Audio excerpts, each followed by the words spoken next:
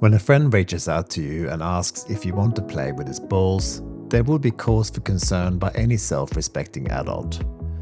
When said offer is clarified to relate to his latest acquisition of 2 new watch purchases, I suddenly become far more interested.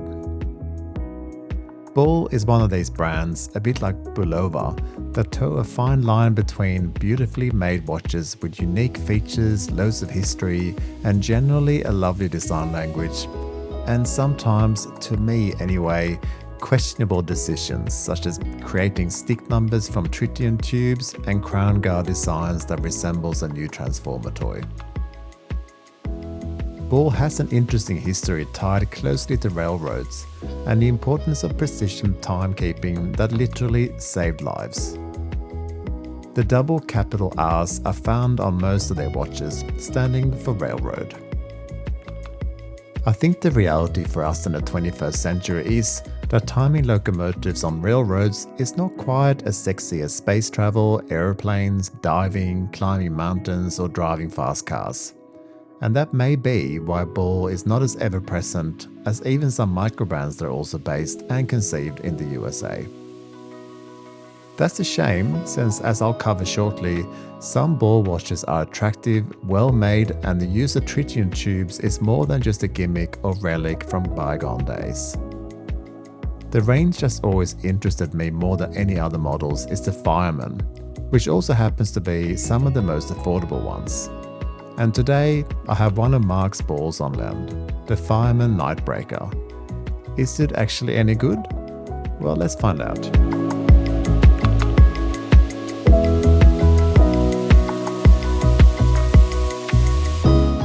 YouTube's algorithms does very little for channels that have less than 10,000 subscribers. So if you like what you see here, I'd really appreciate a like and subscribe. In fact, if you do help me out here, I promise not to make any more childish jokes about balls. Thanks so much. There is a bit going on here whilst inspecting the dial a bit closer. The circular lines add quite a bit of texture, and it's eye-catching in most angles, almost a bit like an old LP album at times. This could have the potential of competing a little bit with the minutes and seconds track, but to me, it doesn't, and this may be down to the fact that we have indices rather than Arabics on the dial. There are numbers underneath these slender indices, but they are marked 0 to 60 seconds, which you could argue is more for decoration than having any real function to its owner, and that's okay with me. Underneath the 12 position, we find the Ball logo and the double cursive R's. These do have a bit of a Wild West saloon sign feel to them, which is fine I guess, but I do wonder if this would just look better on the back of the watch to let the logo breathe a little bit. But that's a personal reflection which I hope you disagree with. The print quality is good overall, and moving down to just above the 6th position, we have an automatic indication and water resistance at 100 meters. The date complication is covered by Cyclops attached on top of this model's sapphire crystal, which we all know some people hate and others love. I'm in neither camp, but you can't argue with the fact that it makes the small date complication easier to see, and that could be practical of course. I prefer my watches with no date complications, since it means setting it after not having worn one for a while is a 10-second job, but each to their own. You'll notice the sword hands and the red seconds hand, not to mention the indices, all have the same distinctive stick. And we will return to that a bit later in the loom section, or rather Tritium section today. But my take on Tritium so far is that it's questionable if it's any better than a watch with several layers of loom that will last all night. But if you happen to live in an area where there's little or no light to charge up superluminova, then Tritium is most definitely for you. Moving on to the case, this is a good time to talk sizes. The case is 40mm in diameter with 11.3mm height. I measured the lug to lug at 49mm, and we got a rather unusual 22mm lug width, or at least it's unusual on a 40mm diameter case. The sign unguarded crown is large and easy to grip, and is screw down to help with the water resistance of 100 meters. My first impression of this entire case and bracelet is that it's incredibly soft to touch. It's a weird thing to say with steel, but there are no hard or sharp edges anywhere at all, and to me that's not always the norm. There always seems to be a sharp corner somewhere that could scratch skin, but not on this one. The side of the case has an odd design decision that almost seems to be there to make it look like the lugs have been forged onto the case. But even this manufactured edge is soft to touch, and maybe it is there to break up what would otherwise be a long, plain, curvy line from lug to lug. Speaking of lugs, this watch has a not unsubstantial lug to lug of 49mm as mentioned, but the downward curve ensures it hugs the wrist, and I don't think you need a 19cm wrist like mine to have this fit you well. On the back of the watch, we get another locomotive motif, hammering home the heritage, but also some specs relating to Ball's anti-shock system. However, it is my understanding that the patented lock mechanism that Ball offers in some of their watches does not apply here, since that system has a literal lock on the back that's engaged manually by its wearer, which means that the rotor is locked and the movement simply operates as a manually wound watch. What it definitely does have is an anti-magnetic resistance to 4800 ampere per meter. This is basically the minimum standard for an anti-magnetic specification, so it's not particularly outstanding, but it's notable all the same. The automatic movement hiding within is the Ball RR1103, which is based on the ETA 2824-2.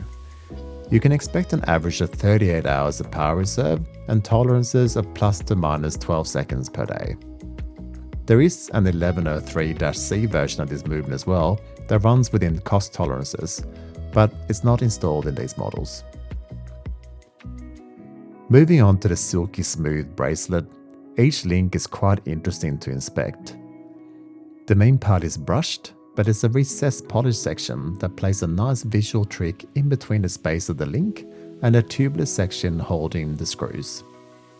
To my eyes, it's really attractive, and despite the end links having to be curved for obvious reasons, they still fit both the watch and the bracelet very nicely.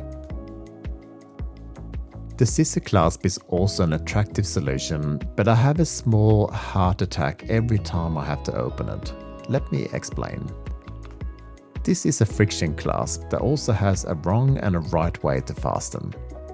First, opening it means applying upwards pressure exactly from the middle. There are no buttons here. It took me some time to get used to this, since pulling hard at a bracelet that also has a logo section feels like you could do some damage if you're not careful. Fastening that clasp again is where you could actually do some damage. The R logo must go on top, else you risk pushing steel into this rounded logo and potentially do some annoying damage. Okay, so you will get used to this, and there's another very large and fancy brand that does this as well in Audemars Piguet. But it feels to me that designing something that would damage parts if operated ever so slightly incorrectly is a bad approach. If you had to hold a car door's handle open to close it to avoid damaging the lock, you'd not be happy with that, regardless of how pretty that door handle would be, right? I've seen more than one AP with a damaged logo clasp, having a large steel mark since somebody pushed it down too hard. This R logo is an attractive detail, and the overall design is pretty, but I don't agree with the implementation. Okay, so Tritium. Let's get this safety issue out of the way. If you've had a dental x-ray ever, that's more of a worry, and an unbroken tritium vial has zero to worry about. The advantage with tritium is that it doesn't need charging to emit light in the dark, so great for a watch, right? Yes, but it comes into its own only when it's very dark. So at 4 AM it will be brighter than your superluminova watches, but only just, and certainly not at midnight.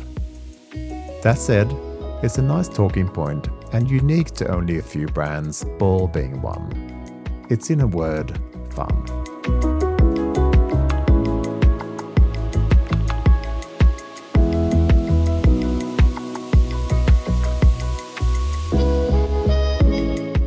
my first exposure to Ball, and note that I resisted another joke there to thank you for subscribing, has impressed me.